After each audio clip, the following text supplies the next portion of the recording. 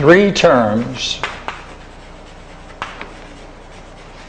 that can be arranged proportionally in a mean analogy, then you know, artistically, if you move them around, there are only four combinations you can have. You've exhausted all the possibilities, and whatever you produce will naturally have an aesthetic, will it not?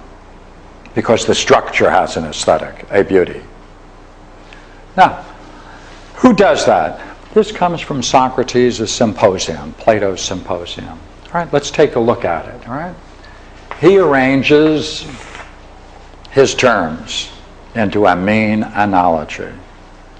His teacher was a woman, Diotima of Mantinea. Therefore, she is the teacher, he is the student, and she takes him through a whole dialogue that took quite a bit of time, over and over again, exploring the nature of love and its relationship to ultimate reality. She develops what we would call today an intellectual yoga, a very fine one based upon eros. So this dialogue shows eros and its relationship as a yoga to reach a glimpse into the nature of ultimate reality. Now, Socrates then in turn reports that he followed the same process, going through the similar steps that Diotima took him through, only he takes someone else through called Agathon. So Socrates then becomes a teacher, and he functions with Agathon in a similar way that Diotima related with him. Now look here. I want to use this, and then I'm going to replace it with other terms, and you will see that we can use this with the replacement of other terms, move right into theology. What are we going to do? We're going to substitute terms because the relations are constant. If we identify the constant relationships, we just substitute terms and the same thing can be said. In other words, this one equally could be true for 2 is to 4 is 3 is to 6. Because in terms and analogy can either be numbers, symbols, or ideas. Now we need a vocabulary to explain how Diotima relates with Socrates and in turn Socrates with Agathon. That's our goal. Now, I have a couple of terms I thought I'd like to introduce. All right, here we go.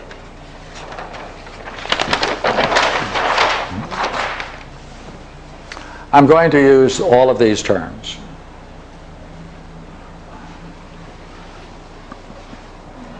Now,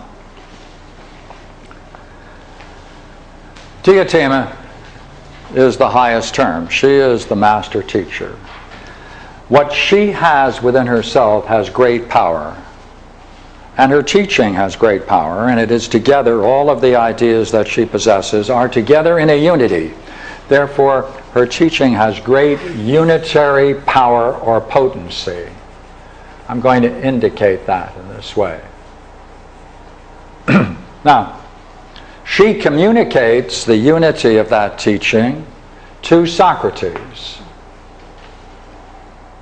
Socrates, in communicating that to Agathon, we can then see that there's a communication of this unity that proceeds through the entire order of terms. Since her teaching then is passed on to Socrates as a teacher as he relates to Agathon. In communicating its unity to the entire order, she then unifies all of these together into a union. That's what she's able to do. Because that's a transmission of a teaching. That's a Dharma transmission, and that's what it does classically, be it in Plato or in Buddhism or in any other system.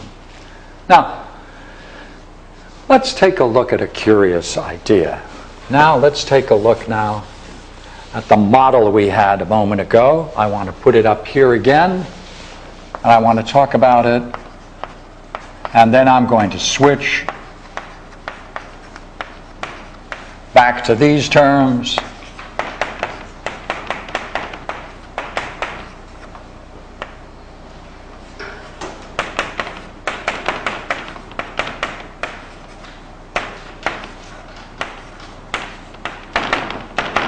Four dots, of course, represents as. Two dots, of course, represent as two. This was our model. Now, notice a mean term. All right, 2 is to 4 is 3 is to 2 is to 4 is 4 is to 8. Right? 2 is to 4 is 4 is to 8. Right? Using the same terms as our mean term. What does a mean term do in a mean analogy? Right? Look here. The mean term, Socrates reaches out to Diotima, and he also reaches out in turn to Agathon. So he's reaching out to both extremes. That's the mean term. By doing that, he links them together. Right? The mean term then links them together, because by reaching out to this extreme and this extreme, he then links them all together, doesn't he? That's what the mean term does. It links together into a unity. That's what it does. Therefore, the mean term becomes the mediator, the middle, the mediator. That's what it is. It's a mediator between the two extremes. And you know what it does? Look what he does. Socrates receives the teachings of Diotima. He transmits what he received, the gift that he received, to Agathon. Therefore, he transmits the bestowal, that's a bestowal, right, upon Agathon. That's what a mean term always does. What does it do? It transmits what was given to another. What does that do? That draws the student, Agathon, upward. It draws the potential out of him and makes him see what he never thought was possible to see. Therefore, he draws upwards the potentiality that existed within him, and in that way, you know what happens? A common character runs through the whole thing. Philosophy. It implants a common character, and it turns upon itself, because see, in that reaching out to both extremes, he brings them together. Therefore, he not only implants a common character, but brings it together into a common nexus, a connection. It connects. Remember the term we used before? It links together. Links together. So it's a common connection. So we might be able to put it this way, all right? That Diotima, Socrates, Agathon, or you and I, the students, this links together, see? It links together. It links them all together. It links them together. That's what it does. That's what the mean term does. It links them all together. It implants a common character. The whole thing is successfully passing on this teaching, right? And therefore, these two, right, what happens? They converge towards the center, towards the mean. Now, what does that do? How does that accomplish? You see, now we can talk about the extreme term. Sometimes this is called the limiting term. Last term is often called the limiting term. What does limiting term do?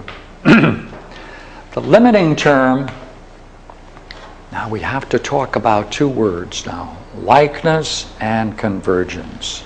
Likeness is a technical term in philosophy. Let's show you how it relates, all right? Watch. A shepherd is to his sheep as a ruler is to his subjects.